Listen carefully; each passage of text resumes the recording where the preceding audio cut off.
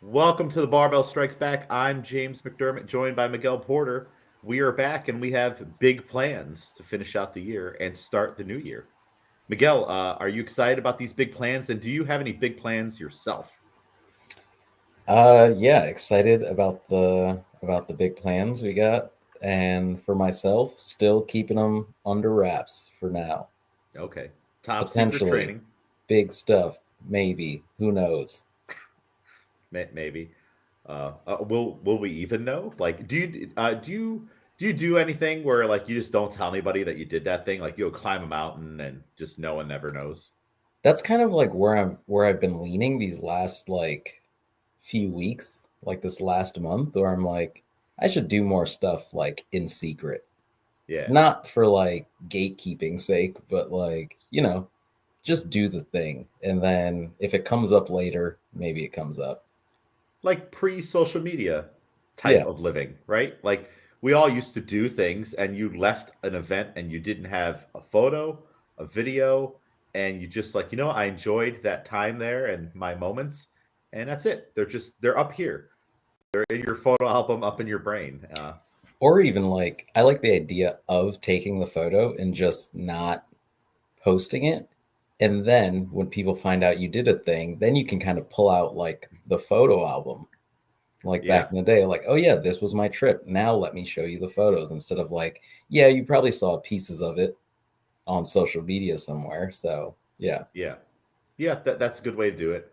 I mean, it's funny that we're talking about this in social media because I literally have 18 photos I'm going to photo bomb on my Instagram right now because I'm going through the process of trying to zero out, erase everything from my phone and emails and everything to prep for the new year. Yeah. Like I like to have my photos on my phone and all my notes and everything zeroed out, erase everything. All the texts are gone, emails too. So I have 18 photos. I found like, oh, I haven't posted these, and they've just been kind of living there.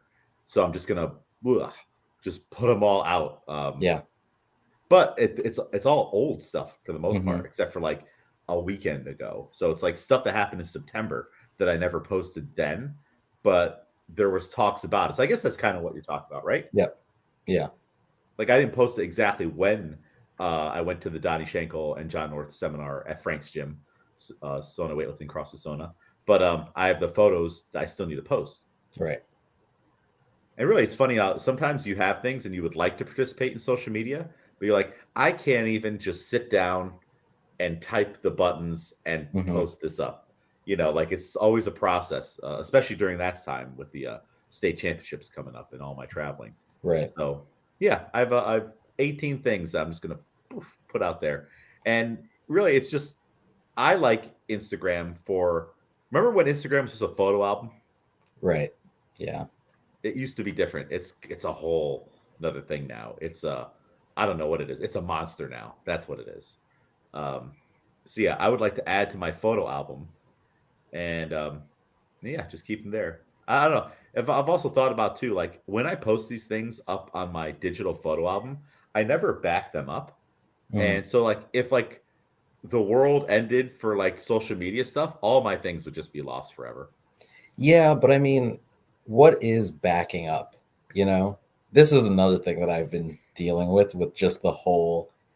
I've always been such a physical media type of person because what is like I have my photos on my phone. I can back up my phone and those are there, but you have limited storage on your phone. I also have Google Photos for that reason as Hmm. like a separate place too. But they're like, hey, you're getting close to your storage limit. You can buy more storage. I refuse. No. Right.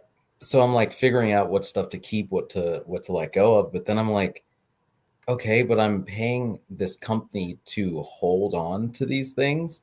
But if they go under or something, their whole database gets wiped or something, then everything's gone anyway. Yeah. So like why don't I like get printouts or like figure out something to do with like my favorite photos that I have? And then like now I know I have them. Yeah. Yeah. I mean, it's like you're putting your trust in them that one, they're not going to do anything with it. They're not. this is a whole nother conversation. We're not going to go Yeah. down this barrel Yeah. of like they're tracking your movements, they have your face scan, they know everything about you, that whole thing. But like, my mom, she had a Polaroid camera, or they would go to the drugstore and have things developed. And there are photo albums upon photo albums of every event, every little thing that she has. And she used to have the walls lined with just tons of photos. Down, imagine a hallway, like a 3-bedroom hallway, pretty long hallway, and the entire wall on both sides is covered airtight with photos. Yeah. Just that's instead of wallpaper, it's just all photos of the family. And I used to be big into that. I still have here, in a folder somewhere, physical photos, but like there's like a time when that stopped. Like I Right. used to go to CVS or Eckerd's or some of these other drugstores and get things developed when I was in college. But now, ever since I have my phone, I just completely got away from it. Yeah. And I'm wondering if maybe it's time to go back to that for Yeah. some things like you're talking about. I definitely have some friends who kind of never stopped. Maybe they don't do it with like all their photos, but I know friends who like, oh yeah, I have to stop at CVS. And there's like a port where you can plug in your phone and you can choose which photos to print, and they'll do that. Or like they'll go to what's the shipping, like FedEx, and do Yeah. that too. I think it got big in like college too, for people to like string up some of their photos like Yeah. on the walls and stuff. So yeah, who knows? Maybe I'll start going back to that. FedEx, at least the one here on Wolf Road, which is like a big mega Yeah, one, they got rid of their photo thing. really. Yeah. Because remember, that's how I used to print the Barbell Club Oh yeah, yeah. skeleton thing for people to sign. And then I had to just have them do it on photo paper, but it wasn't quite the same when Hmm. John was going away. So yeah, they got rid of it. I don't know why they got rid of it, but that's Yeah. cool to know about CVS though. You can just go and plug in your phone, and then you hope when you plug in your phone, there's no other Right. transfer of. See, you just can't. Yeah. It's a whole thing. You know what? I might have to add this to my 2025 goals of like Hmm. maybe we'll start with one photo album and then really just go through my social media and be like, what is photo album worthy? Yeah. What's one thing that like all the videos and stuff, okay, if they got erased, whatever. Hmm. But there's some photos that I would really like to keep. Like Yeah. let's say for example, I really like the photo of all of us from the Arnold this year. I would hate for that to be gone forever. Hmm. So yeah, there's definitely a lot of photos that I think I'd like to do that with. I'm gonna add that to the list. Yeah. All of my Yeah. all of my goals for 2025 are like, let's get plants. Let's do photo albums. They're all like non-career orientated goals, you Yeah. know. Yeah. But that's good though. Yeah, I think it's good too because this year has been just a crazy like bam, bam, bam, bam, bam, Hmm. do this thing. So yeah, I think yeah, and now is going to be the thing of like I have to find the perfect photo album because I am that kind of a person. I have to Yeah. find one that like all right, this is going to fit on the bookshelf. This is going to be, it can't get marked up, so maybe a black one. Maybe you can put a little thing on the front of it. So okay, I'm adding this to the list. And house plants is one of my goals for 2025. Nice. I keep putting this goal off, but you know what? You know why I keep putting this goal off of getting houseplants? Why is that? I they're expensive. Like, have you Yeah. Yeah. That is very true.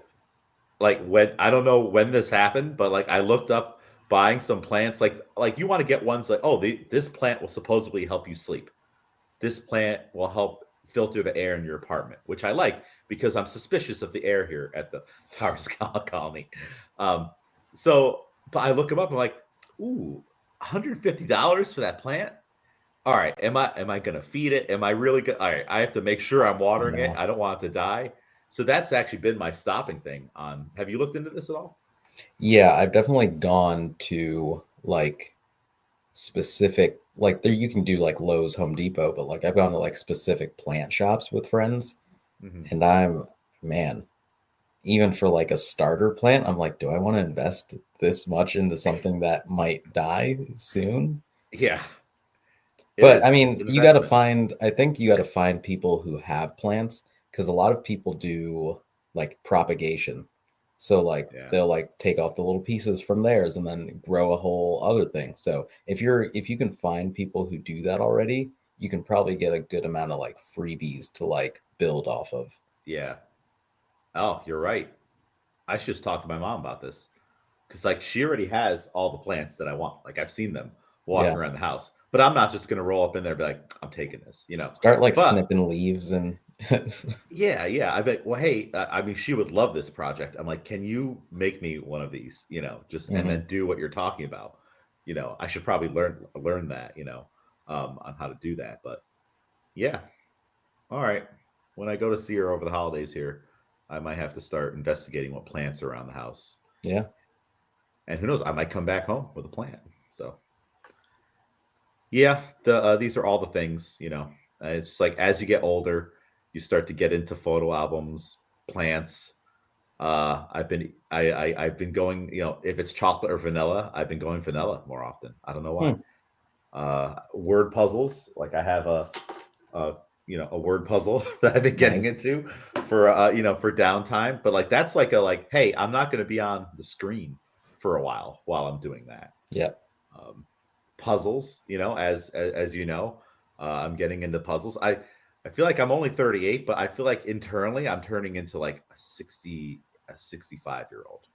You I know, I don't think know. sometimes too it's like it's almost without age into it. I think it's like roller coaster of like you have a fast year, so then you want to slow down the next year, Yeah, and then maybe afterwards you're like, okay, I've done my slow year. Maybe I want to add some more stuff in, and then maybe the next year will be a little bit faster.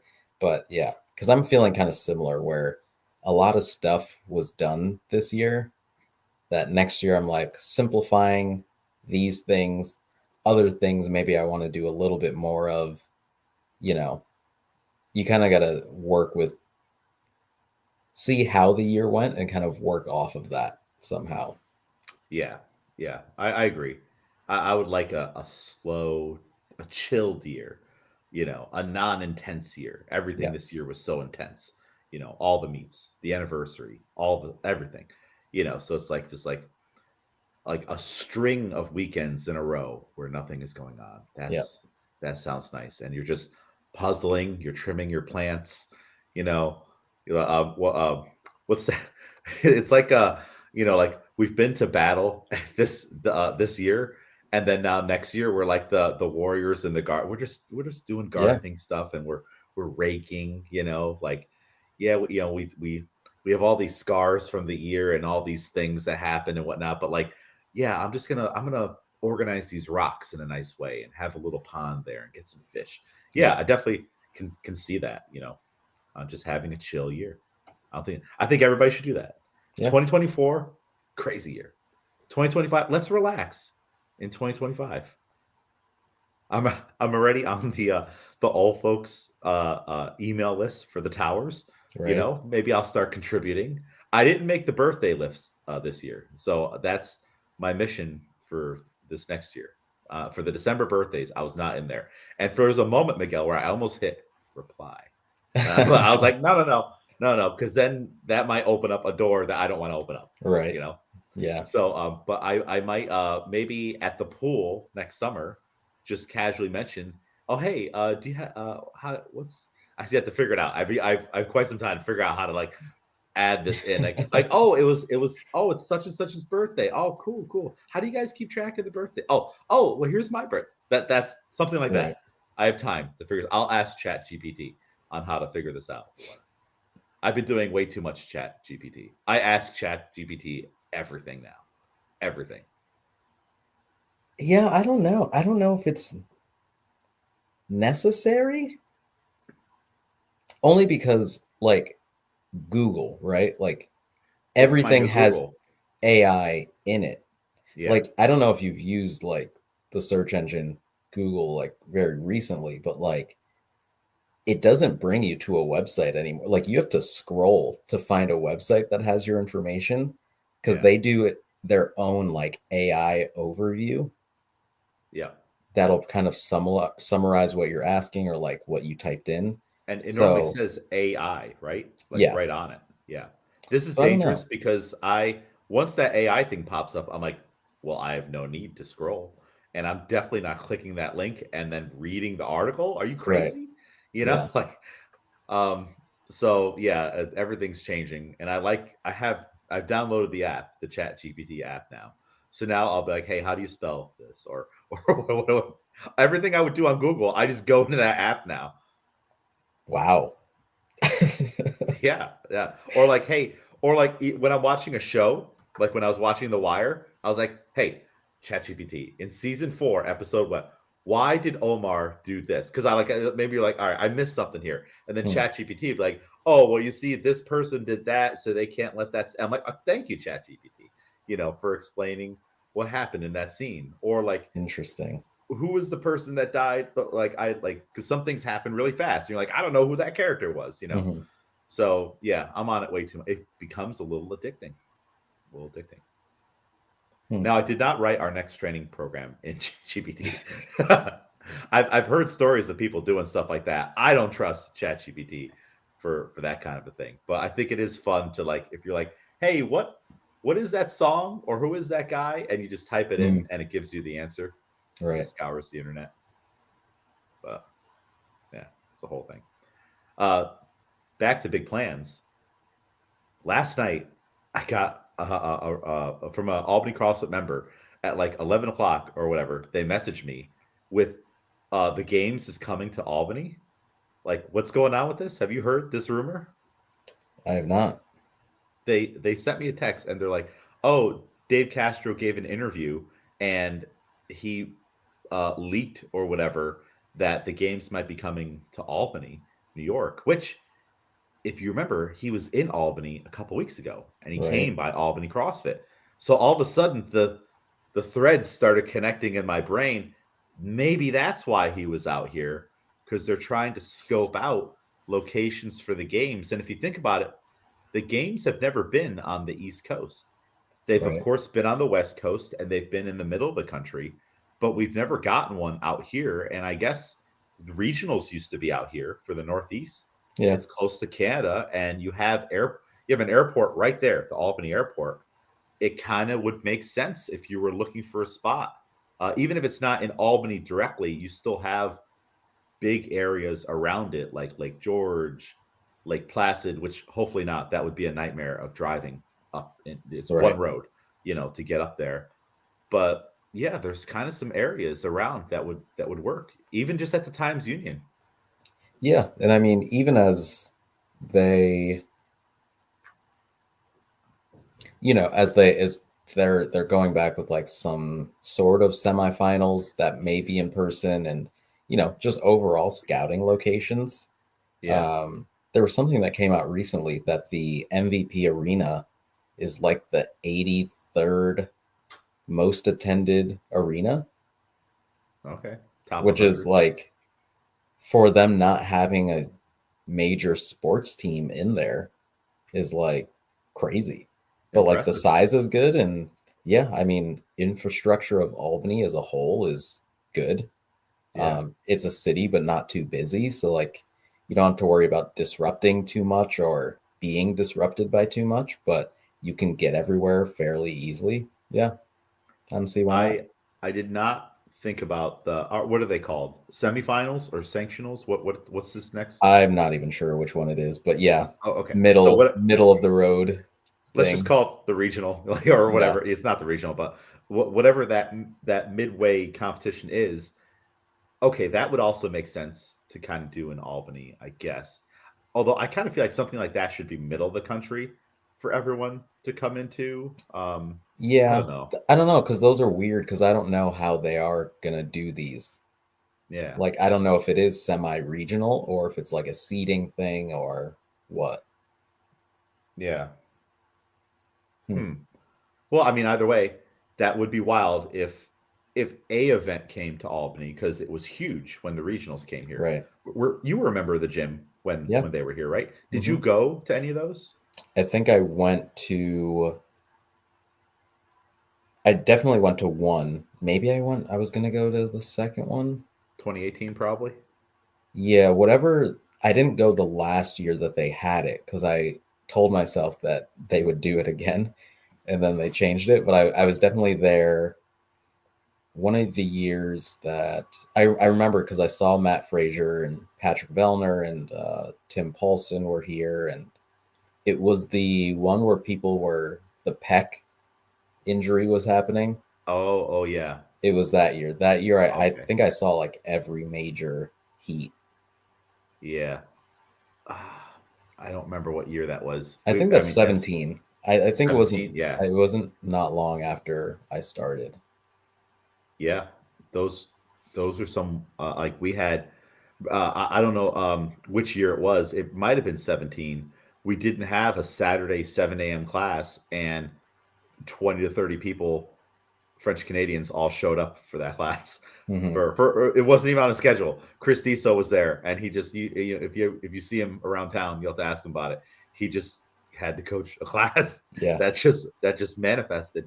And then we had some like 40 to 50 people classes in the barbell club room. There was at one point maybe 80 or 100 people in there. It was insane, absolutely insane. You're trying to like lift up against the wall in the corner because Yeah. everybody was doing everything. And it's so cool because there's so many people crammed into one small space, and so many people are just doing completely different workouts. Like, Yeah. it's all just happening in this like just mess of CrossFit. That was cool. Um, so yeah, wow. I remember um, those were some of my first classes that had more than one person that didn't speak English. So Mm. that was quite the challenge, where you're doing more miming with your Yeah. hands and maybe making sure that you're using, even though they don't speak English, they speak CrossFit. So they understand burpee, they understand squat, things like that, Hmm. or like the basic cues. So you just have to keep it crazy simple and like mime things as you say, like squat and push your knees out, like be very Hmm. dramatic with it. And they're like, okay, that's what he wants me to do. But having conversations, I'm like, all right, hey Miguel, well, what I want you to do, no, that's not happening Right. right now. So hey, I think it would be cool if the games was. I said at Times Union, right? It's MVP now, Yeah. Yeah. right? Okay, I don't even know. I remember seeing a concert there when it was the Pepsi Arena, Right. You which might as which well just start calling it the Pepsi Arena again. Everyone yeah, will know, you know? yeah. So yeah, I don't even know the name of these places anymore. But at if it came, would you go? You Yeah. gotta have to go, right? I mean, as long as prices weren't insane. Um, Yeah, yeah. but yeah, no, why not? You know? I would hope local affiliates get a That's discount. also what I'm thinking. Where like, I mean, we gotta, you know? Yeah, I mean, like you have local affiliates, but then you've got local coaches and affiliate Right. owners. Like so, like you might get I mean, hopefully we would get like a little something, because Hmm. I mean that'd be crazy if you didn't. Like think about the expectation. Like you're also asking the local community to take on the burden of the entire community Yeah. coming in, adding classes, accommodating everybody with drop-ins and stuff. Which of course you're going to get, you're going to make some money out of that, but it's going to put a lot of stress on your Yeah. gym for sure. I do remember we did a lot of benchmarks one of those years. Hmm. It might have been 2017, where we did like Fran on one day, Diane, like simple workouts, short things that everybody should know. Like that's not a week where you're going to do a workout that has like 4 stations or five Right. stations, or you're going to keep it super simple. And Murph, since he was working the regional with Pat, doing the vendors and equipment and stuff, I was doing the early morning classes, and I believe we had a 5:30 a.m. class back then, something like that. And I had everybody do a tester round of 21. I'm like, put your weight on for Fran, and now we're going to do a tester of 21. You're going to prove it. You should be able to do this. Remember, we've talked about this on Yeah.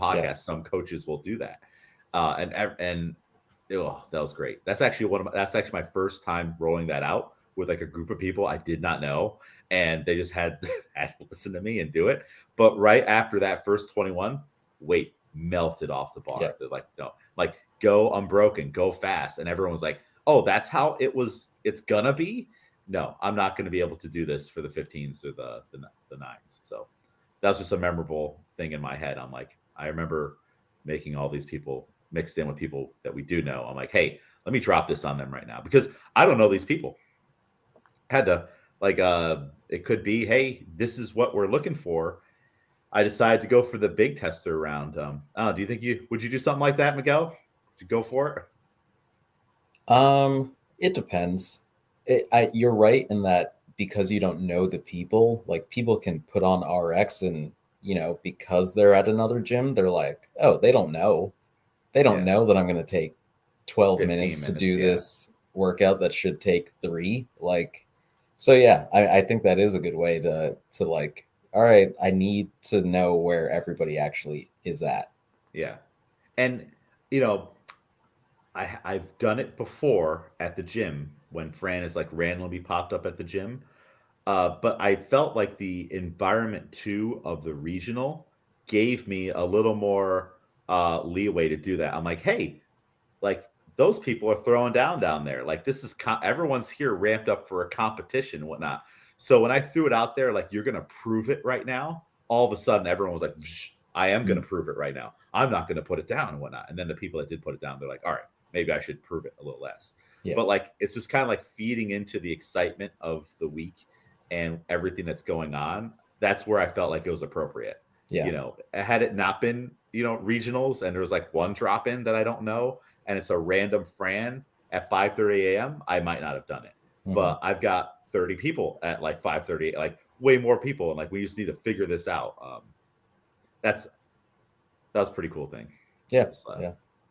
prove it. And when you say things like that, like prove it, people are like, I will. He thinks I'm not going to prove it. Oh, does that do things like that pump you up? But if the coach is like, all right, you're Miguel, prove it to me, you could do it, or something like that. Like, does that get you going or make you work harder? No.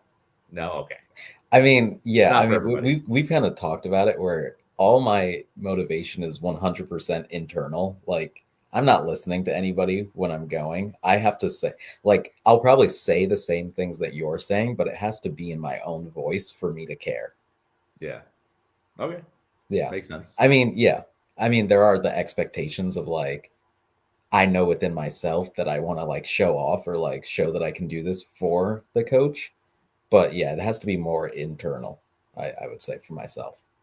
Yeah, it's like if you look at John North and Donnie Schenkel, like one of them is very vocal and outgoing and expressive, and the other one's more drawn in and internal. They're both having the same conversation Right, in their exactly. head. It's just they present it in two different ways. Like Donnie is always like more in here. Don't talk to him, don't touch him, all that stuff, and he's just dialed in. Meanwhile, John needs that energy from you. He Yeah. needs you to tell him, "Oh, you can't do it." And then he's gonna be like, no, I'm gonna do it.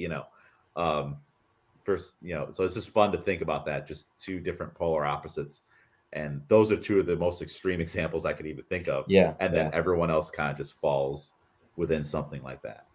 Like for me, I don't really care, but I also I don't know. I don't care in like a more long way. Like I'm not trying to prove anything to you, Mhm. and I'm more of like the internal thing. I'm like I'm going to try really hard, but I'm also not trying to prove it to myself either.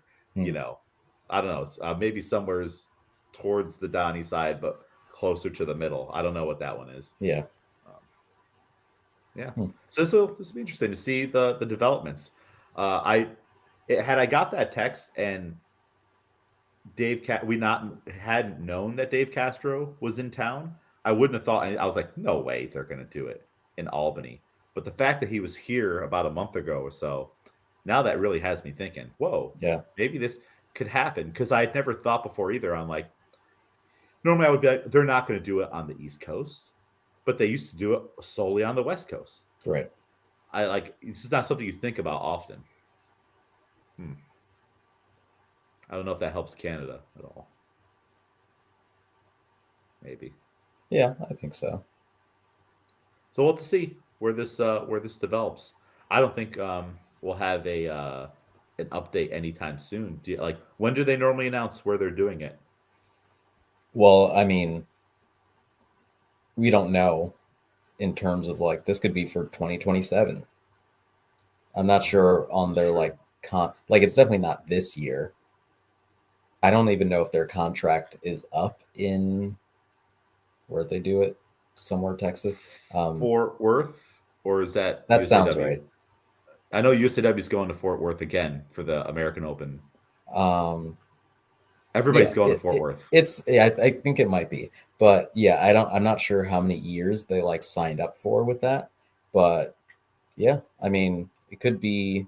That's the thing; they can't announce it whenever because it's probably years down the road.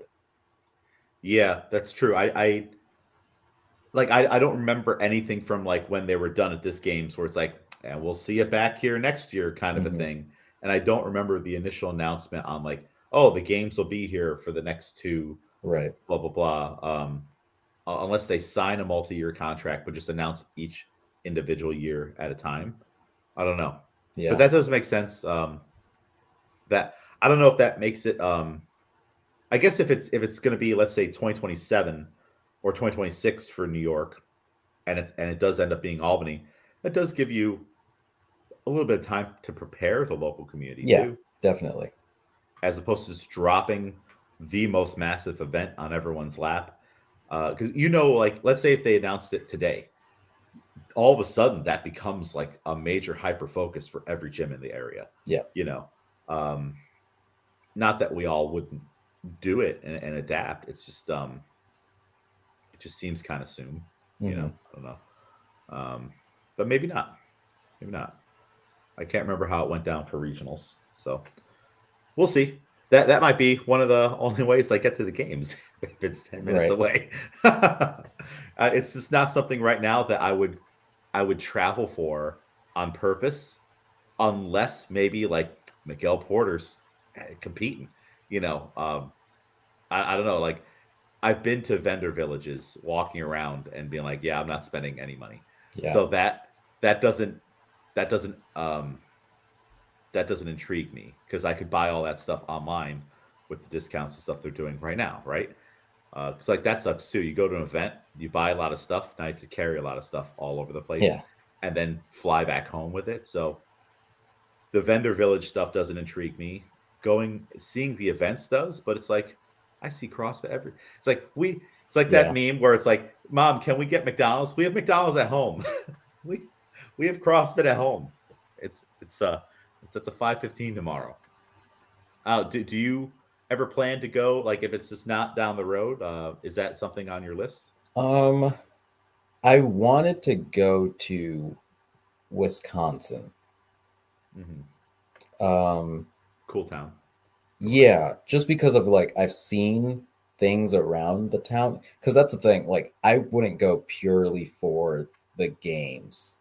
Yeah, you're not Like I going to would need fanboy it the to whole be, weekend. yeah, I would need it to be like an okay city that like, oh, I might not ever get here without the games being here, but there are cool things here that I can do while I'm here. Yeah, that Um, makes sense. but like Texas and the heat and the timing, I was like, I don't think they're gonna see me there. Um, That's the thing. Tech, like, ah, that was. I mean, like you said, the only reason I went to Pittsburgh is because one, I had to go to test, but nationals was there. That was the only reason I going to Pittsburgh. But I found things in the area to do and right. cool sites to see where it's like, all right, this might be my only shot to see the Mr. Rogers Memorial, for example, Hmm. which is just a cool little thing. All right. Um, but it was hot, and it's like again, you have to walk around just being sweaty all day, Yeah. and it's like, yeah, I don't know if that's for me. I could watch the games right from here, and if I want to turn on the AC, I will. And Yeah. it's same thing. Like I'm not going to be one of those people cheering at all. Like Hmm. I'm going to watch in person, like this, the same way I'd be watching my TV. Yeah. Are you a cheerer? Would you be cheering and getting involved with the crowd? It depends on the stakes and like what point of it that it is, you know? Yeah, Because, yeah, you're sitting at home, you can tune into which heat you're at and all that. But I mean, yeah, there's a lot of downtime. There are like five heats. And if you want a good seat, you have to be there for all of those heats. You got to endure the heat and the heats. Yeah, so I mean, it's an energy sucker for sure. I mean, it would really have to be like, oh, there's a race going on. Like I'm not just cheering for no reason. Like Yeah. there has to be like something crazy is happening, and I'll cheer. And people you like too, Yeah, because even watching on TV, a lot of the time I'm like, all right, where's Tia? Okay, all right. I'm gonna assume she's in first place. I understand what's happening now. But on a lot of other heats, I have no idea what the stakes are. I have no idea who's where unless they're moving a pylon yeah. down. So it is kind of hard to follow sometimes. I I wonder. It would be cool. Do you remember any Grid League stuff when Grid League was first? No, that was before me, kind of. They had at some of them, I could be remembering it wrong. There was like a ticker that went around the rig that Hmm. would tell you like Miguel Porter first place, 50 points, stuff like that, things like that to try to help keep the crowd in the know. Hmm. If I'm just watching and I have no idea what's going on, I'm just watching a bunch of people do pull-ups. Yeah, So it kind of takes away from the race part. Um, More so than other types of sports. yeah, Like at least with weightlifting, you can follow where the bar is and the significance of some of these weights. But when they're at the middle of like maybe like a long endurance workout or like, okay, all right, they left the arena. I'll be here yeah, waiting for them to come back. But when you're watching on TV, you get to follow them to do that. And I imagine some people are in the crowd with YouTube open on their phone watching the live stream. But now what are we doing here? I'm in the hot right. sun watching YouTube, and I could be back in Albany watching it, on the TV. So I don't know. I feel like it'd be there'd need to be a greater reason for me to be at one of those, and more than likely I'm doing something else along with it. Yeah, Yeah, more than likely I'm there and I'm volunteering in some capacity. And then I get to watch an event here and there, and like, cool, that was great. Or like someone happens to go, and I'm in a coaching role. Like I don't foresee myself going and like making a week of it. For me personally. yeah. Agreed.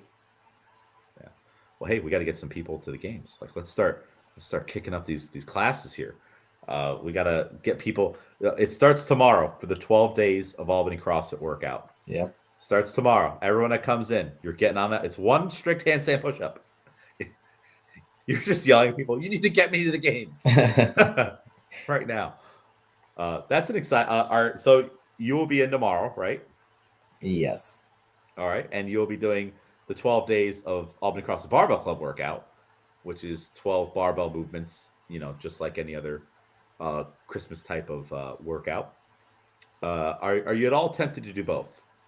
No. Okay, all right. I feel like there's been times in the past where we would have had people, I think, that might have done both. Yeah. Not advisable because it is a lot. At least the Albany CrossFit workout is half gymnastics, half kettlebell complex Hmm. that you slowly put together with the goal of not putting down the kettlebell. Have you thought about how you're going to attack this workout tomorrow? No. Not yet. Not at all. Not at all. Okay. How Well, about I the weight? haven't. I don't think I've looked yet at it fully. Not yet. I think I've chosen not to because it's just either way I got to do it. Yeah. I think it's 135.95. Yes. I think. I think 95 will be difficult enough for me. I the weights I envision everyone doing, I think so. I think 95. I can't remember how many total reps there are in this workout. It's Mm, written somewhere, but it's quite a bit. Um, and it's also something we normally don't do. And I think that a barbell version of the 12 days of Christmas workout is so different than one that has multiple stations. yeah. I think psychologically, 95 pounds is going to be tough. You have to keep picking it up. Hmm. And there are limiters within the workout, like the shoulder press and the Pendlay row, Yeah. that kind of automatically force you to go with a lighter weight, especially for the amount of reps you have to do. And I did that on purpose. I'm like, let me put up a couple of roadblocks on here. Like, you better be just an absolute horse if you plan to do this thing RX and finish it within 20 or 30 minutes and not get stuck and fail and turn your strict presses into push presses, Right. stuff like that. Really, I think the only person on the team that should attempt it RX would probably be Frank. 135, because he's not going to struggle on 4 shoulder presses. Yeah. And he knows that hurt. He has Metcon experience. Will the conditioning catch up to him a little bit? Yeah. But I think he'll still be able to keep putting a dent on it versus other people. I think even if you do have the strength, it doesn't mean you're not going to get in sketchy positions and stuff like that. Yeah. Or just not have the psychological strength to keep plugging through it. So I do think that on the men's side, Frank is the only one that should attempt it RX and would probably be okay. On the women's side, I do think Jennifer could probably do it. I think Jennifer has the engine to do it. I would just want to make sure that we're not getting into precarious situations with some positions as we start to fatigue. But I don't know, do you think that's a correct assessment on our small group? Yeah, I think so. Yeah. I mean, you could do it RX. How long would it take would be another thing. Yeah. That'd be a whole other thing. But it's like, all right, let me just read through it real quick. 1 snatch, then 2 jerks, 3 cleans, 4 shoulder press, 5 front squats, 6 push press. This is where it's starting to get sketchy right here. After 6 push press, 7 back squats, 8 push jerks, 9 hang power cleans, 10 pen lay rows, 11 overhead squats, 12 hang power snatches. It's right there in the middle of the repeated squats and presses over and over. Yeah. I kind of think is going to be the first kick to the gut. And then when you get to the back end of it with all the hang power cleans and the pen lay rows back to back, it's going to get a little grippy. Luckily, you don't have to do the pen lay rows. You only have to do them 3 times. That's still 30 pen lay rows at 135. Just the way everything adds up, it's going to add up very, very quickly. Yeah. These pen lay rows are touch and go. I don't care. There doesn't need to be a pause. It just shouldn't be like you lifting your chest and kind of cleaning it. But they should be like strict touch and go, tap, press, tap, press. I think 95 pounds is good. I think that's a workout where you're going to feel it the next day. You're going to feel the lungs, but I think that it'll allow you to hang on to the bar and string together some of these sections that you probably should. Yeah. Like you should do 7 back squats into 6 push presses into 5 front squats, hopefully holding on to it.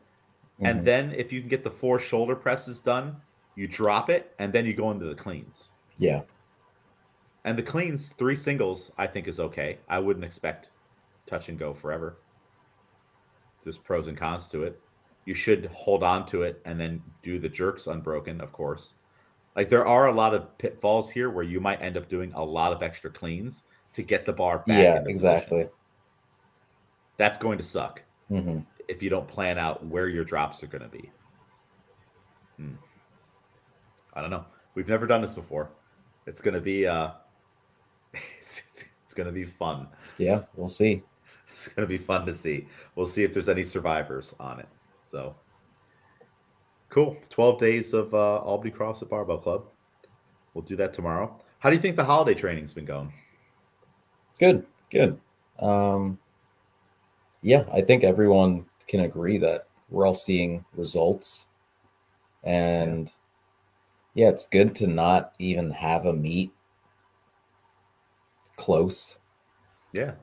Because I mean, I would say this is pretty typical in terms of having an off season and doing different things. But I think there's always that looming pressure of, okay, we've got a meet coming up soon in a month or 2 or whatever. So I want to get back to like really going at a barbell. But right now I feel like it's a little bit more calm. So everyone's kind of using that well to Yeah. like fully recover, you finding or appreciating the movements that we are doing currently for what they are and like what they're building within us without the worry of like missing barbell. Yeah. And it's kind of funny too.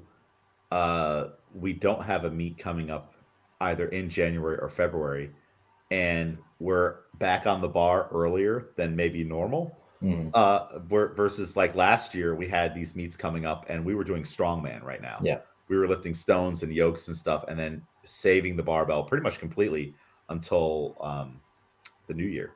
So it's just kind of funny how that worked out, how we're back on it. Yeah. And it's because of the 12 days workout a little bit, where last week we did some complexes, the big three quote complex, 3 cleans, 2 jerks, 1 snatch.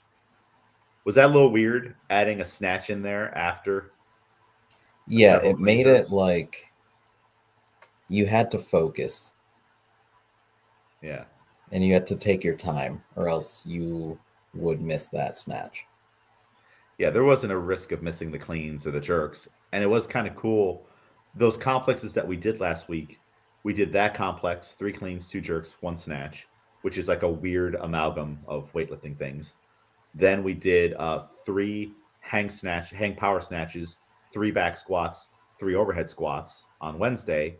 And then that same day, we did 3 hang power cleans, 1 strict press, 2 push press, 2 push jerks. And there's like weight limiters on all of those, Yeah. on like the thing that might stop you from going super heavy. So I think people were maybe more mindful with their jumps on a lot of these things and hitting weights that are not normal weights that they would put on the bar. Was that the case for you? Yeah, definitely. Because it's not just a max out your snatch or max out your clean. It's the mixture of both, and one is different from the other. So, yeah, you're not doing your regular snatch jumps either because you're doing multiple reps of different things. And yeah, for sure. Yeah. And there's weight limiters and then movements that required all of a sudden a different kind of focus. Yep. Like getting through the 3 hang power cleans, no problem. But all of a sudden you're like, I have to really dial in this shoulder press. Mm-hmm. And then once I do, I should be home free for the push press and the push jerk. It's going to suck those 5 reps, Mm-hmm. but it's kind of cool too. This was unplanned. That kind of aspect of the 12 days workout and then the complex we did is almost carried over from the dumbbell stuff we were doing when we were Yeah. doing press, push jerk. Like I didn't even plan that. That just kind of like fell together where we already have some experience doing all 3 of these together. So we know I have to really dial it in and stay tight, and I don't want to miss the strict presses. But then I start to get a little more speed, a little more momentum to help me through the rest of it. And I'm dying and I'm gasping for air because I also did a calorie bike before that, or I have Yeah. to go onto a calorie bike. Mm-hmm. So it's all kind of like not purposely building up to the 12 days workout, which that has me thinking for next year it might be even more purposeful. That's just kind of a cool thing to happen. Yeah. And then we'll finish out next week with the Shanko complexes. Are you looking forward to those? I don't know yet. Don't know yet. Last time you took on the Shanko complexes, you had some big PRs. Like you were setting snatch balance PRs, hang snatch PRs, like within the complex, and PR in the complex itself. Like I should go find it. I will find it eventually. Find your numbers. But there was one where you had like 9 PRs inside of what we were doing that one day. Yeah, Remember that? I'm sure it was the snatch one. Yeah, it was. Yeah. Yeah, because you had the snatch balances and the pulls and everything. So I think that'll be fun. Last year we did use the Shanko complex for a training cycle. Mm-hmm. I don't know if you remember that. Yeah, we'll see. We'll see how I feel post Christmas. Yeah, I don't think we're gonna do that again. By the way, um, we're taking a different approach this year, but that was fun. Actually, training the Shanko complexes, from retest them, do them week to week, progressing the weights, and then Yeah. doing them again. Then the Monday before New Year's, we'll finish the year with the Penlay total. So we'll try to increase our total on that: max back squat, push press, and clean, no jerk. And then we're on to the new year. That Friday, because New Year's is on a Wednesday. That Friday, it'll kind of be like a what do you want to do kind of a day. Pick your poison out of these options. It could be heavy. It could be just practice. Maybe you're still hungover from Wednesday. I don't know. I don't know everyone's lives, you know. And then we start the new training cycle on Monday, January 6th. It feels far away. Yeah. It also feels very close. We're in a weird part of the year right now. Yeah, it's that blur. These next 2 weeks are going to be just mushed together. They are. And it's also, I hate this. I have to do all of my end of the month, but also end of the year stuff, but then also beginning of the year stuff. So there's a lot of crazy computer work going on right now with programming, but also for the gym, just all the emails, like the December update email went out today. But I also have the New Year's newsletter. I have a New Year's update one for that holiday. Just all the holiday stuff. There's just too many things. Let alone my own personal stuff that I would like to accomplish too. Mm-hmm.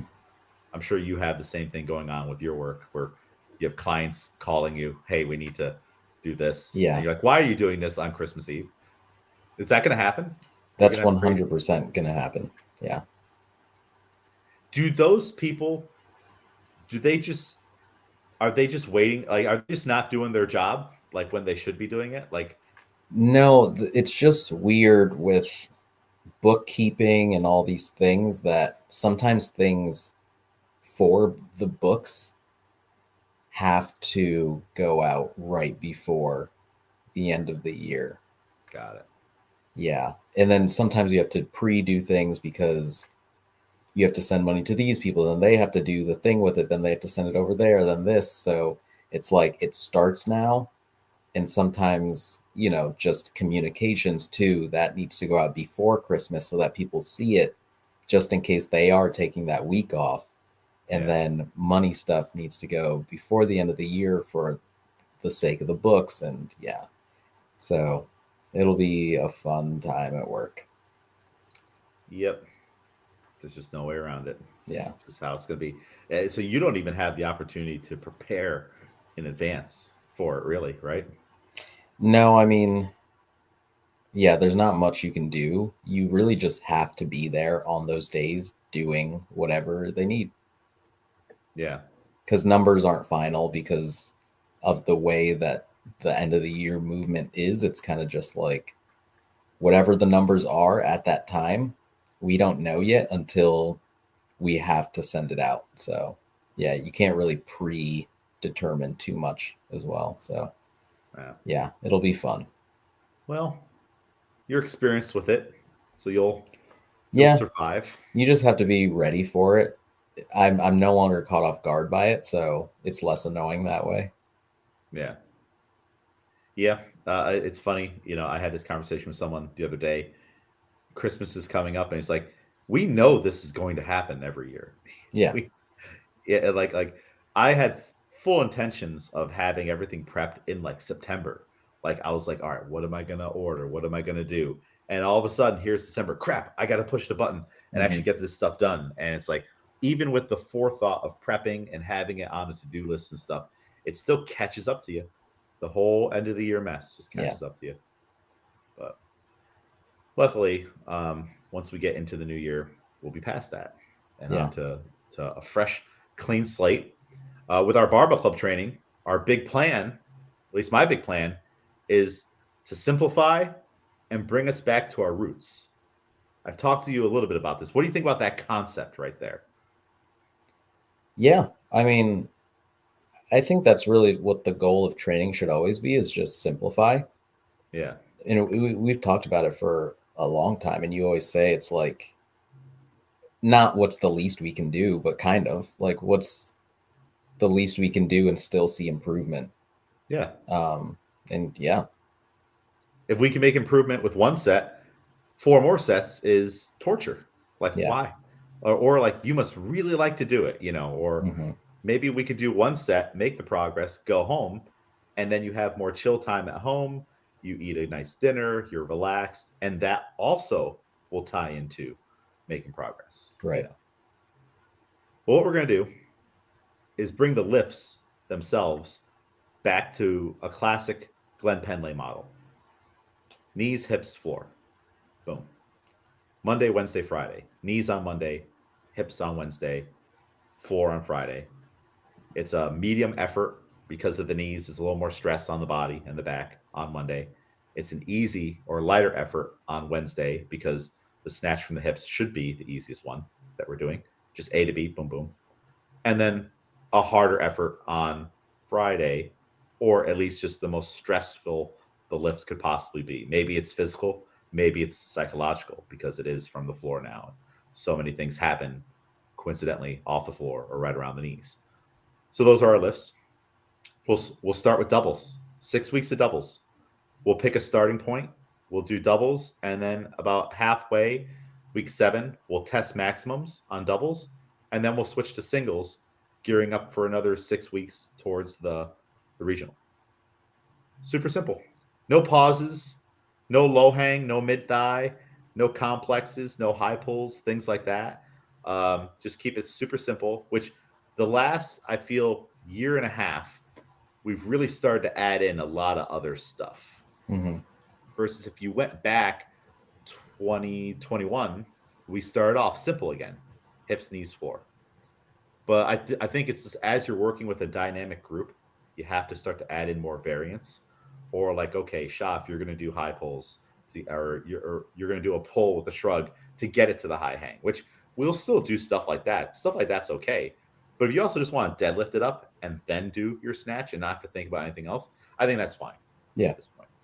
Um, or even just adding in complexes or adding in variety for the sake of the programming and the training not being as mundane as it is, to keep you all wanting to do it. Does that make sense?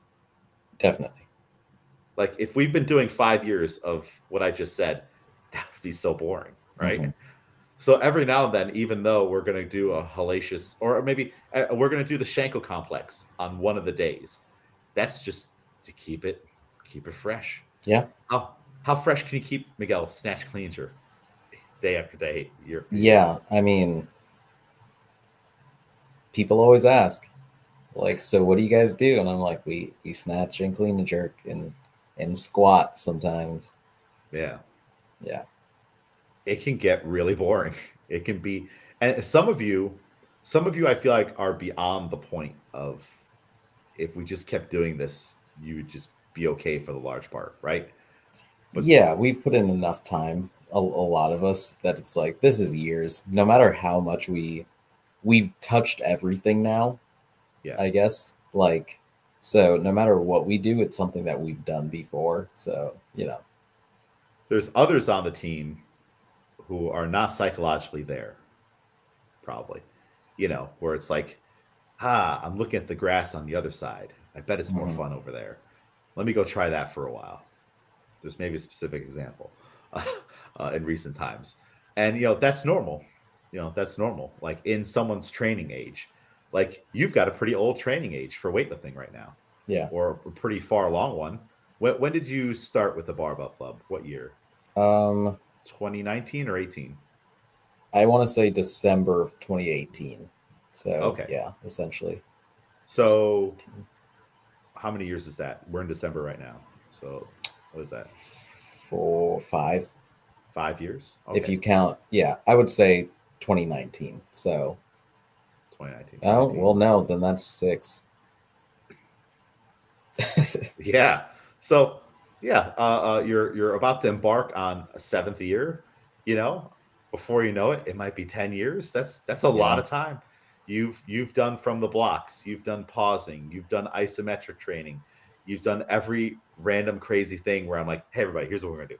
We're gonna do this thing, and you're like, that hurts. That sucks. Like Hmm. you've done it all. The only thing, I mean, there's very few kind of like protocols and stuff that we haven't done, even in rep schemes at this point. Um, the breathing squats, we haven't done that. Mm. Sets of 20 and stuff. I would really love to do that with the group eventually. That might break people. Did you read that article? Yeah. All right, that's a future show on the breathing squats. I think it's worth an experiment. It's worth at some point, maybe after the regional. Right. That's exactly what I was thinking. Like post competition, we got Yeah, a longer runway. Sure. yeah, a longer runway. It'd be a nice thing into the spring. It's not hot out. It's not cold out. We don't have a meet on the schedule. Uh, it would give us a break from sets of 5 on back squats and other stuff for a little bit. You might wish for them by, by the time we get into this, but I think it's an interesting concept for sure. And then I think that there could be tweaks made to it. Again, we need to talk about this more on like the accessory exercises that they have. Maybe we pick more weightlifting specific ones. Yeah. Like we could still do snatches, but instead of doing, I can't remember some of the stuff they said. Maybe we're doing more high pull, like stuff that would apply to us Yeah. on what we're trying to do. I think we would still get the benefit of the breathing squats. The gallon of milk a day, completely optional. If people wanted to try that. I was talking to Shop about that. Like, not only would you need a gallon of milk every day, you'd also need to stock up on toilet paper more often if you're not used to doing all that dairy. That could lead to some tragedies mid squat for some people. So yeah, completely optional. We'll talk about this again in the future. But on back squats, so there's our snatch outline. I guess let's finish up the snatch outline on. I'm going to start us, and again, I didn't even put a percentage on where I'm going to start everybody. Mm-hmm. It might be different for everybody. Like I just said, starting at X. So when it doesn't say starting at 80%, starting at 70%, 90%. It just says starts at X. Like I'm going to kind of like look at the numbers on what different percentages would be and be like, all right, I feel like this is an appropriate starting point for Miguel, and that could be 80%. But then I might look at it and be like, all right, for Haley, I think this is a more appropriate starting point, and that could be closer to 70%. Yeah. And then we do the climb week to week, and it's a bigger jump week to week for Haley, but a smaller jump week to week for you, or vice versa, based on how the previous week went. I would like to redo our athlete cards, our cards. And I would like to put something in there where you can rate each individual component. So if I get the sheet back and I started you at 70% on the hang snatch, and you rate that was a 10, it's crazy easy. That lets me know, all right, a 2 kilo jump for Miguel is not appropriate.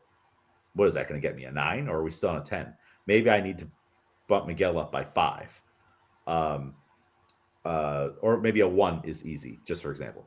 Easy example. But then I get the card back from Haley, and Haley's like, that was a 9. We were knocking on death's door.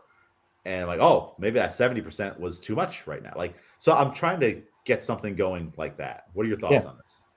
Yeah, no, I think that makes sense because I think we all just have our things as well.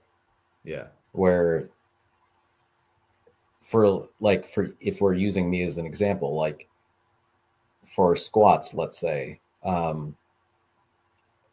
me, there is no difference between a 1 rep and a 2 or 3 rep.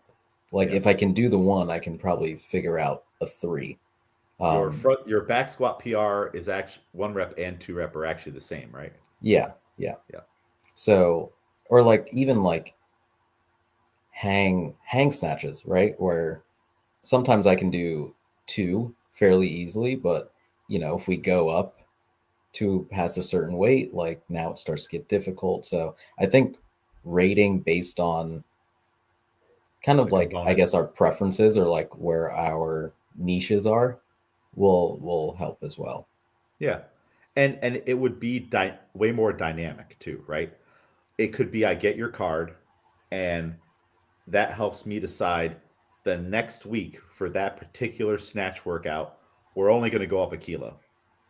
But on the clean and jerk, we're going to go up 4 kilos. Yeah. On the back squat, we're going to stay the same. Like, I think we should hit this weight again. Like, it just makes it more dynamic, and it gets me more feedback from you guys after each piece. Because right now, I know I can see where we're doing with nutrition, the sleep, and the recovery, and I imagine we'll be able to tie those things into how you're rating Yeah. other stuff.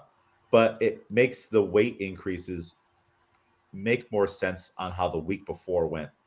And this, as opposed to me going, okay, I'm going to start everybody at 80%, and we're just going to go up by 2 kilos week to week. Yeah. That is very easy math. That does prolong the progression, but it might be end up to like a choke point for some people, and I might decide like, oh, okay, you know what, based on where we're trying to end and the kilo spread, I might just, all right, Jennifer's fine to be 3 kilos increased week after week. I'm okay with keeping her there, but there might be like for Chris, oh, okay, you know what, yeah, his shoulder's been hurting, things like, let's just go up a kilo. This is what he rated this. And maybe even do you think this is too much if the card said A, which is more often than not the first exercise, it had a 1 through 10 rating, from easy to fighting for your life, um, and maybe even not completing all of it, and then a little spot for a note where you can write a note. Is that too much? Um, I think we just have to kind of, because we have a note section on the current iteration. Yeah, at the very bottom. I don't think we need to make a separate section for it. I think we just make the expectation that, like, if you want to expand on that, you can add that in. Yeah. Yeah. Because sometimes, I mean, there really isn't any notes. Yeah. Um, It's just, it was a 10 today, yeah.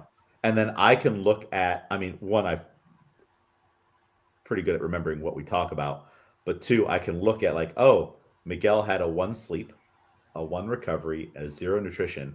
I bet I know why that was a 10. Yeah.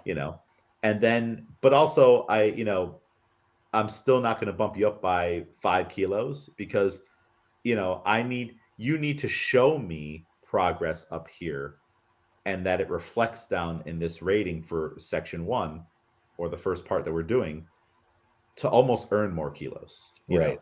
and for me to feel comfortable putting that on there, because in the end, I want made sets and reps working at a solid effort. And if you were redlining it on day 1 because you didn't eat or sleep and all this other stuff, all right, well then we need to go slower into this, or let's repeat this the next week. Yeah. And there's nothing wrong with that. It's still, all the work adds up. It's all like, we could do 80 kilos on the hang snatch for singles, 3 sets of singles on tomorrow. Then the week after, it might feel totally different. It could be easy tomorrow. The week after, it could be you're fighting for your life. The week after that, it could feel like just a normal day, and all with the same weight. It changes week to week. So Yeah. I'm just trying to think of a system that will help us just make the right adjustment week to week. What do you think? Yeah. I think the scale will do a good job there. Mm-hmm. Yeah. I think that'll be a good, because then we're also thinking about it more. Yes. Which I think will be enough. Once that idea of we're rating how it felt, each individual exercise, and rating it, I think I think the notes will come, because we're now thinking of, oh, that was easy. Why was it easy? Oh, because of this. Or like, I'm just a whiz at from the hips, or Yeah. So yeah. Yeah. And if you are a whiz from the hips, man, let's make jumps. Mm-hmm. If like that day is always good, it's well fed, you're putting a 10 week after week, why wouldn't I be like, going up by 5 kilos for those work sets? Yeah. You might PR early, because it's not written in stone that you have to PR on week 7. It doesn't really happen that often anymore. But if there's any given day where you're like, hey, James, I need to go for it. I'm probably going to say yes.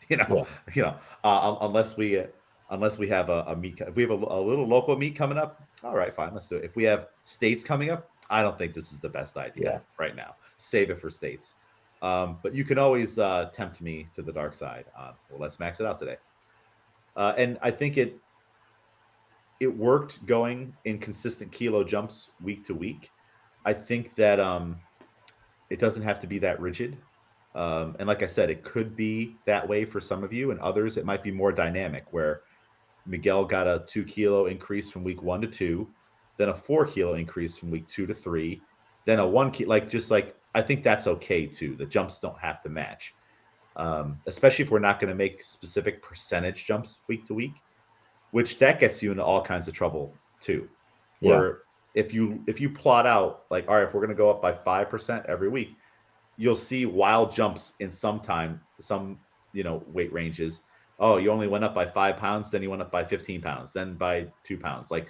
And it's also wildly different from one person to the next based on what your max is or the weight that we're doing this off of. Like if I'm basing this off of the weights Tanzira is using, she's going to have very small, compact jumps.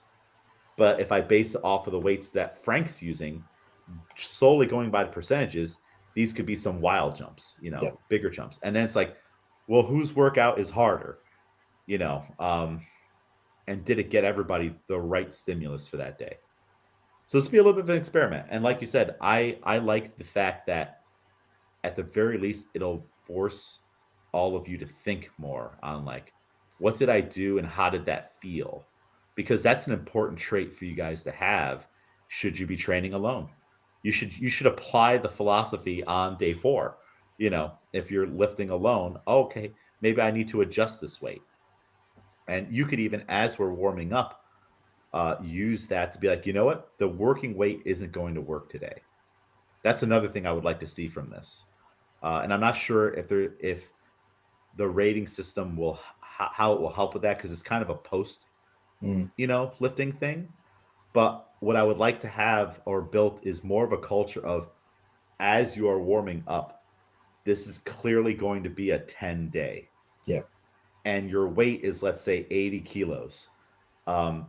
It's definitely too much to rate every warm-up set. But at least if you see the scale there, you can start to be like, as you're warming up, it should go from the easier side to ending somewhere towards the middle side. I'm doing hard work, but it's doable. If you are starting to warm up and you're getting towards the I'm fighting for my life, a 10, you already know, and that's your 4th warm-up set, and you have one more warm-up set, 5 warm-up sets, then we're going to go into the work sets. You should already know that you should be saying, hey, James, can we speak? And we should be like, oh, okay, we should go back down to the weight for the 3rd warm-up set. That's the working weight for today, based on how you feel. That is the greater thing I would like to get out of this. What do you think? Yeah, I mean, I've had that.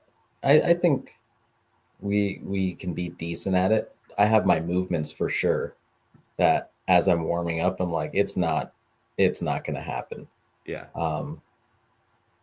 So yeah, I think that will be good. Yeah, and maybe it won't be week 1. Maybe we'll have to like get it going to know that like, okay, because I did rate last time, I know that it felt like this.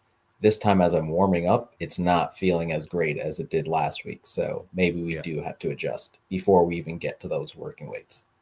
Yeah. And allow yourself a little bit of a leeway to find out, because sometimes you can make lifts when you don't feel the best. But what I want to avoid is, out of 5 working sets, we completed 1. Yeah. And it's like, and maybe you do end up fighting all the way up through the 1st working set, and you're like, you know what? This is definitely not sustainable. That was my heavy for the day. Now I'm going to bump it down to the weight I used on my 4th warm-up set and complete the remaining sets of 2 more sets, working sets, or remaining 4 working sets, if we're doing 5 working sets.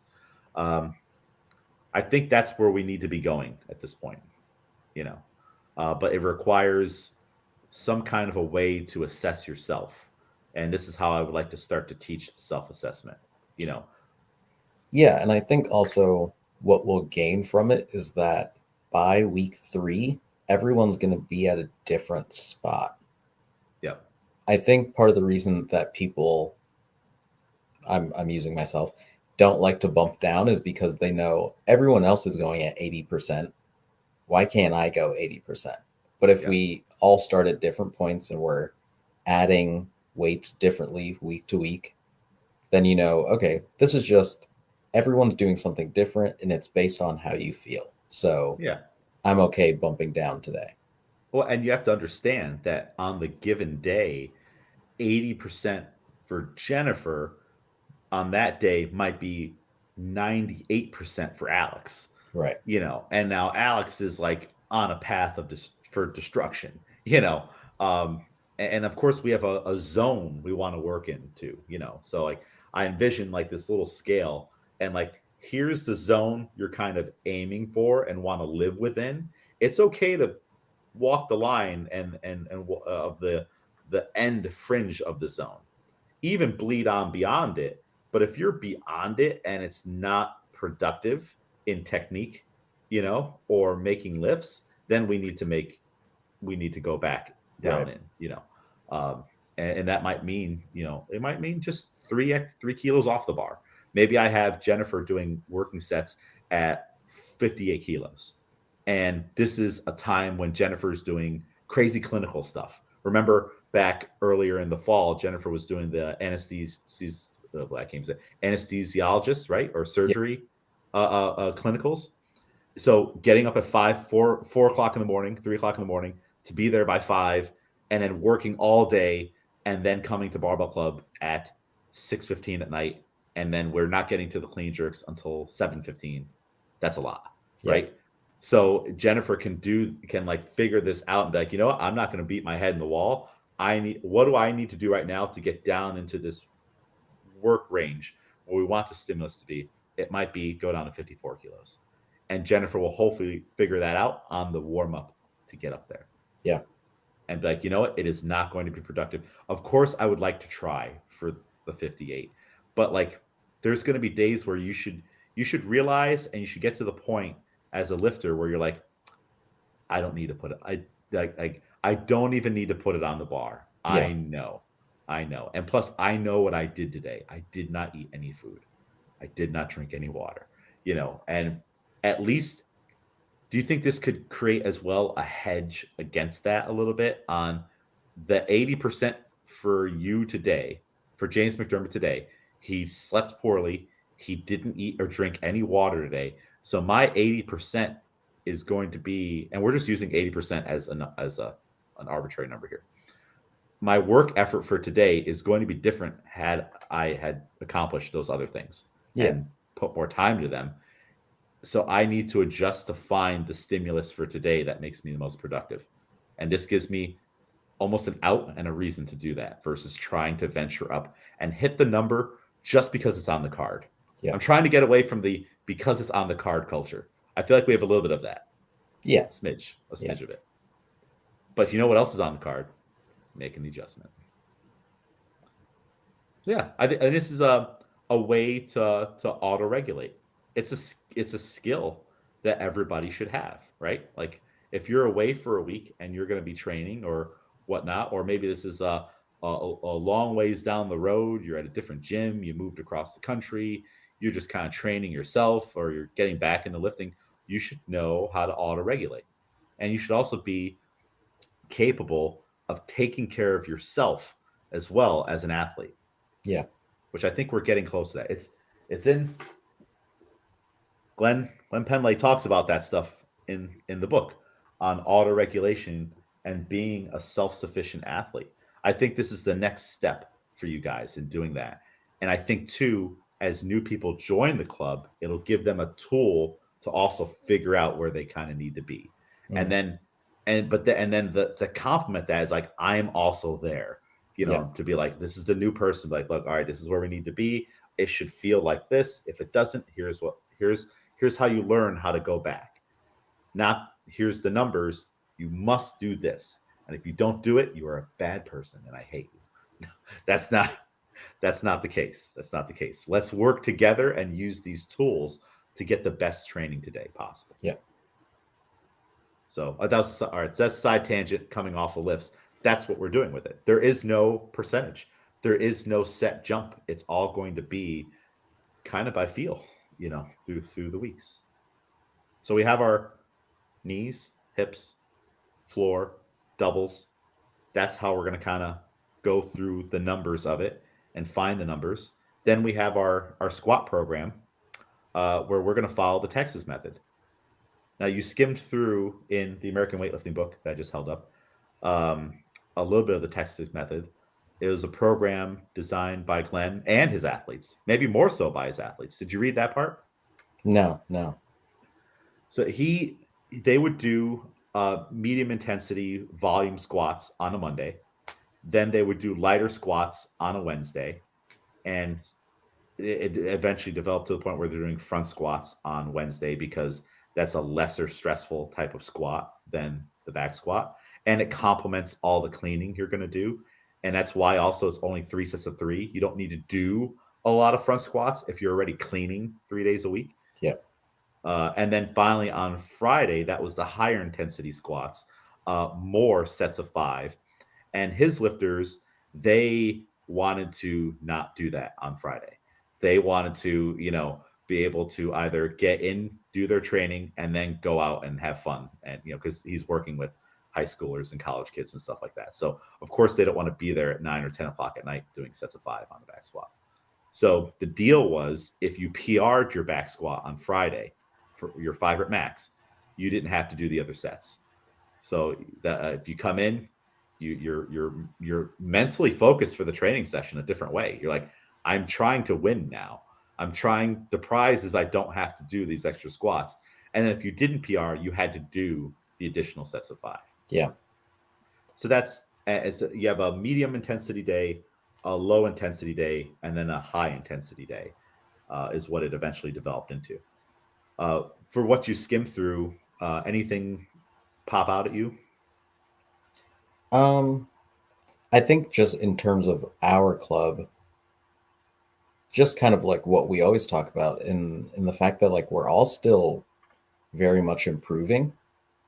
And this method is also kind of building on that where, the goal is to where we're at in our lifting age, I guess, as well. We're still like intermediary. We're still getting the PRs. So this is something that week to week, I think will kind of continue to build on that. Yeah, I think so. I think doing the more volume stuff at the beginning of the week makes sense. And then I don't know. I'm trying to remember where we've truly focused on just the front squat for a while, and where it's not, again, last year, I think we did do some front squats, 8 sets of 3 or whatever. But remember, it was paired with like handstand walking and other stuff. Like, yeah. So again, like jazzing it up a little bit and versus being like, hey, front squat, you're the star. Nothing else is going on, we haven't done that in a while. So I would really like to spend some time developing the front squat, getting you guys the time of like the bars just in the front rack, stretching it out and being comfortable there. We haven't done that in a really, really long time. So we'll do that. And that's kind of our lighter day. And then on Friday, more of max effort with the squats. Like going for PRs and training at max effort is a skill too, all on its own. Just like the self auto-regulation stuff. If you don't do it often, you're going to have a hard time doing it when, it really matters or you want to get something out of it. I don't know if we'll do if you don't PR, then you have to do 4 more sets kind of a thing. Because I don't think we have the time for that. Yeah. So what I envision is 1 set of 5 that you build up to. Mm-hmm. You're either trying to go for a PR or it's as heavy as possible for the day. Because again, you guys are training at the end of the day. I don't know if you've eaten, things like that. We will have kind of the self auto-regulation thing, of course, for that too. But I think that'll be a good way to do it. And at the very least, it should be heavier than Monday. It's like that's like the minimum. Like if you're doing 5 sets of 5 at 100 kilos on Monday, you should at the bare minimum be doing one heavy set of 5 at 101. Yep. And that's like the absolute lightest we can go. Like so it should be, and of course it should be like 10 kilos or more heavier than Monday. But just as an example of like you're like, hey, I feel like death today. Well, can we at least do this? Yeah. You know, just that way they kind of chase each other throughout the weeks. What do you think about that? Like, so like we're not going to do the penalty sets. What do you think about that? I think you're right in that just time wise, we don't have that. No. And I think, I mean,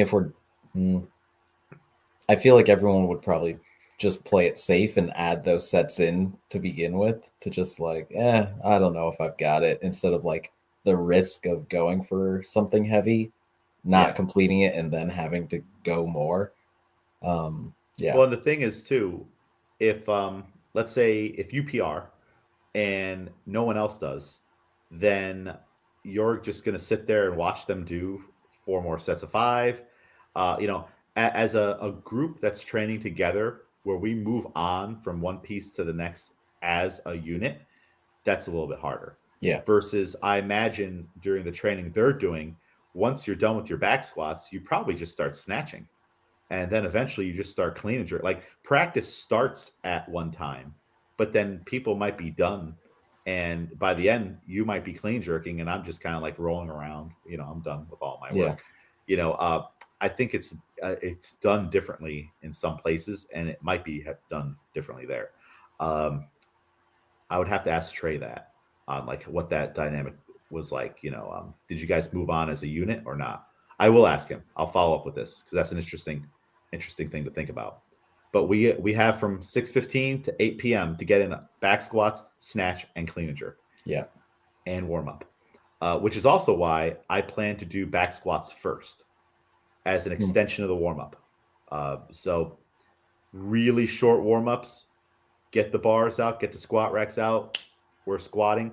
We should be done back squatting by this time with all of our stuff, and then move on. And I do think I will put it on a timer too, just to keep us all moving along. Yeah. I think bringing back the timer is necessary, like every 3 minutes or so. What do you think about that? Yeah, we need like a time to go instead of like we're going for this amount of time. Yeah, it needs to be a little, especially first thing in the year. Let's get a little more structured. And since the back squat is first, I would hate for like, crap, you got 2 more sets? How do you have 2 more sets? Yeah. All right. Well, I don't want you to miss those sets. Do them. But now we're going to really run it close to the end of our time and possibly have to sacrifice clean jerk. No way. Like we can't sacrifice clean jerk. So I think in the warm up every 2 minutes, then you get an extra minute for the work sets. However, what was that? 15 minutes and then probably 5. That's 25 minutes right there, and the squat's done. So super short warm up. We start at 6:15. Like I'm talking like 5 minutes, like not even like because you're gonna get warm on the back squat. That's another beautiful part of using it. So we can do a couple stretches, things like that.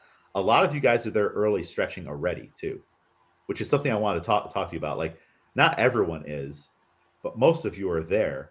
Are we doing redundant things in the warm-up? Like, are you guys doing over there things that I come in, I'm like, let's do some Spider-Man lunges. And like all of you have already done Spider-Man lunges already? Like, it depends. Sometimes it just works out that way. Because I mean, sometimes I can't even get there early enough to do anything. But I think we do each have our specific, like, I think it's typically just hips that a lot of us do, is like hip stuff. So I wouldn't say I don't think it's redundant. No. All right, that's good.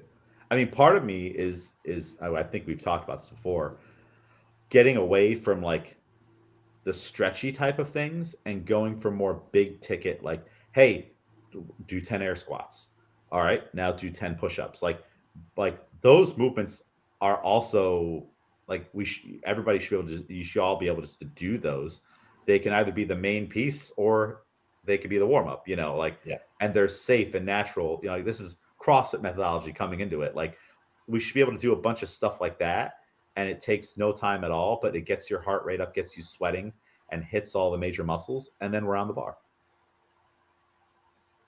Kind of like how that one time I had you guys do like 8 minutes of Cindy as example. Yeah. Right. We did a little bit of stretching, then that was the warm up, and then we moved on. So something along those lines. What do you think about that? Yeah, I think so. Yeah, the reality is we're lifters, so Yeah. we can kind of just focus on the things we're going to need for our lifting. And I think in between sets, if somebody needs something, that they'll just do it anyway. Yeah. So yeah, that's what I'm thinking. So yeah, 6:15, 20. Yeah, if we're done with the back squats around 6:45, that's pretty good. It's pretty good. 6:50. 6:50, we're done. Then we have an hour and 10 minutes to snatch and clean and jerk. I guess another question for you. Of course, we warm up the snatch. I think I need to speed that up. I think it needs to be, okay, you're going to start warming up and like do 3 position snatch. Do them, versus yeah, the slower route of like, okay, everybody bend the knees. Let me check. I think the group, unless we have like a huge influx of beginners all of a sudden join, I think the group is okay doing it almost meet style. yeah, and I think that might be like kind of like the ratings too, where week 1 maybe we slow it down, and then yeah, it's the same thing over time. And again, we'll know. And if it's, let's say this is Friday itself, for example, we already did hips and knees earlier. So yeah, just hit those positions again. You've done them for working sets, so you should be able to get there at least. And yeah. Yeah. And I almost thought about having like since the other 2 days are just those isolated positions, that means you don't have to do all 3 positions, Yeah. On the day that we're doing the hips, like, okay, do 3 high pulls, and then a snatch from the hips. Then leave it over your head and do some overhead squats, and then do some snatch bounces, and then bring it down and do more snatch from the kind of like bake in the movement, like instead of having completely separate. Where my hope would be like, okay, if you did 3 high pulls and 1 snatch from the hips, and then you did a snatch from the hips and some snatch bounces, you're trying to have those things tie into one another somehow. Yeah. This isn't exactly how it'd be. This is just right off the top of my head. I'm just like having it kind of baked in where you're going to do these barbell sets versus doing it the way we've been doing it, where like do the RDLs, do the high pulls, do the muscle snatches. What do you think about that? Do you like having them 2 separate bar works, or kind of integrate the whole thing together? I think we could definitely try integrating them. I don't know. Sometimes there's a good flow. I think of like, but I also think it's somewhat individual as well. Of like, for me, I like the flow of the RDL into the high pull into the muscle snatch. But yeah, if we were able to kind of mix up everything to make it a little bit faster, I think that would work. Yeah, maybe like you do a couple RDLs, you do a couple pulls with a shrug, then you do some tall snatches. Then you bring it back down, you do some muscle snatches, you leave it overhead, you do some overhead squats, some snatch balances, some snatches from the hips. There's kind of like your series. And then you just start adding weight to the bar versus like, I need to belabor the one from the hips, too much. Yeah. I think having like an assigned thing like that and kind of let you guys go free could help, just for time purposes. I definitely don't know if I would go the route of like, do what feels great for you, because for some of you that will be almost next to nothing, and then now we're not warmed up enough. Yeah. Yeah. I think that's okay for meet scenarios where it's like do what you feel you need to do to get ready and conserve your energy. But now we're in training. I think we need to do more of that. Mm-hmm. Okay. So yeah, I think that gets us through the days. I can't remember off the top of my head if we're doing 5 sets of 5 on the back squats on Monday or 3 sets of 5. It might be 3 sets of 5. I'm wondering for the beginning of the year for it to be 3 sets of 5. Yeah. Um, um, but the first 6 weeks, squats are first. Then we do the snatch. Then we do the clean jerk. Then we test. And then the second batch of weeks, I think it'll only be 4 weeks, the squats will move to the end. Mm.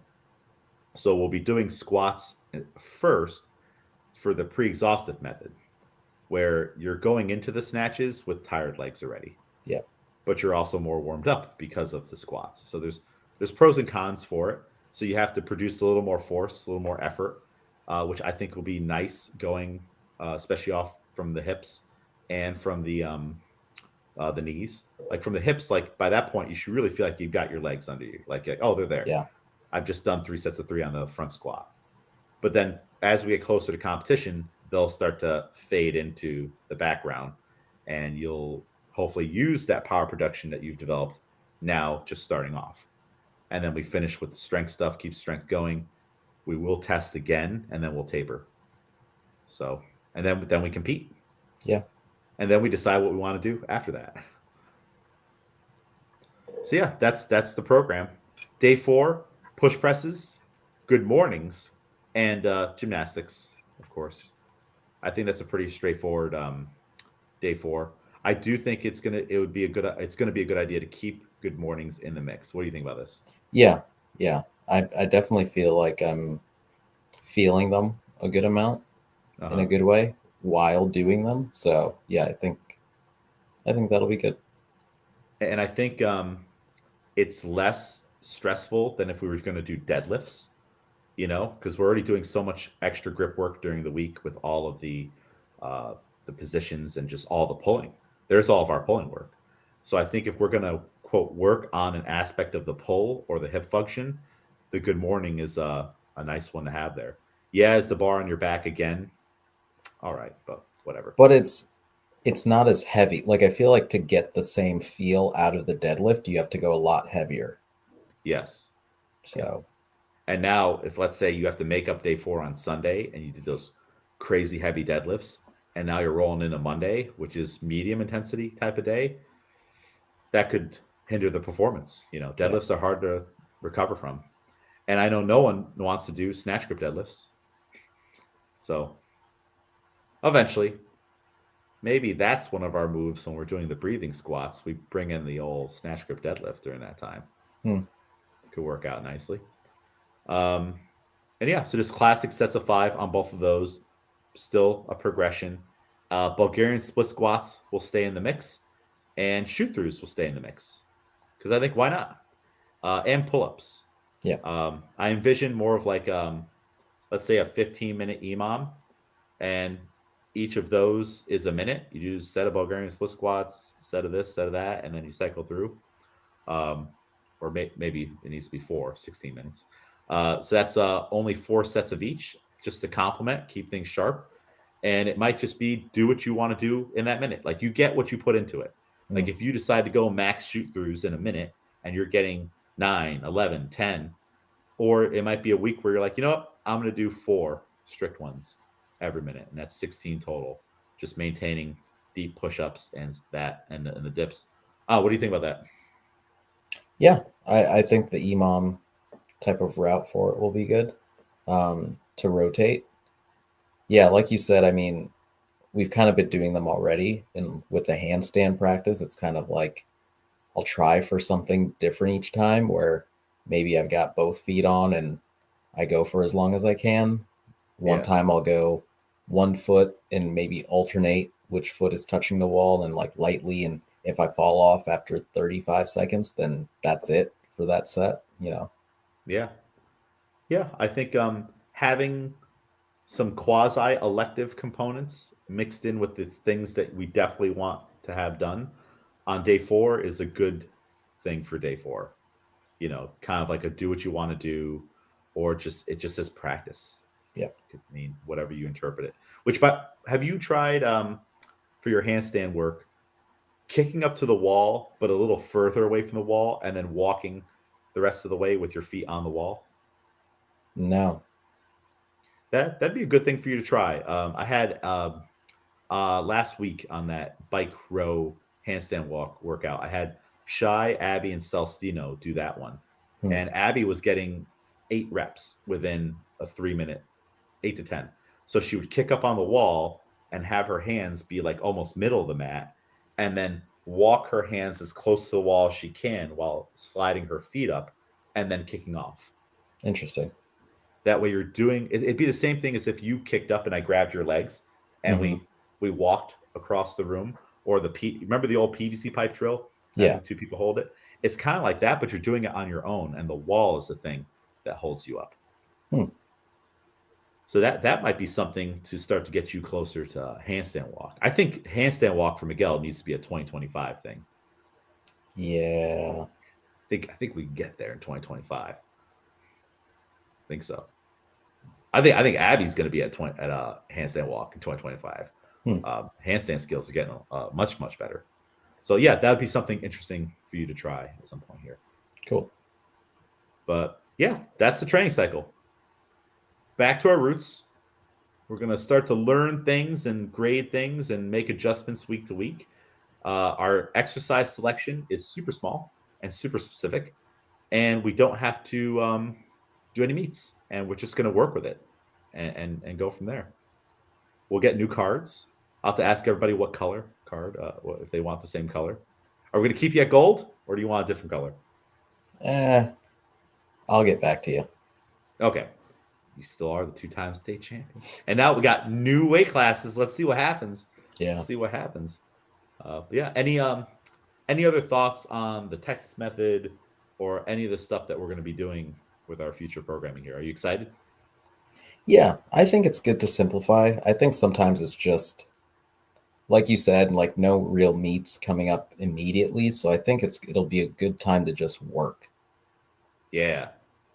That's what this is as well. It's just a lot of work, just a lot of grindy work. All the doubles.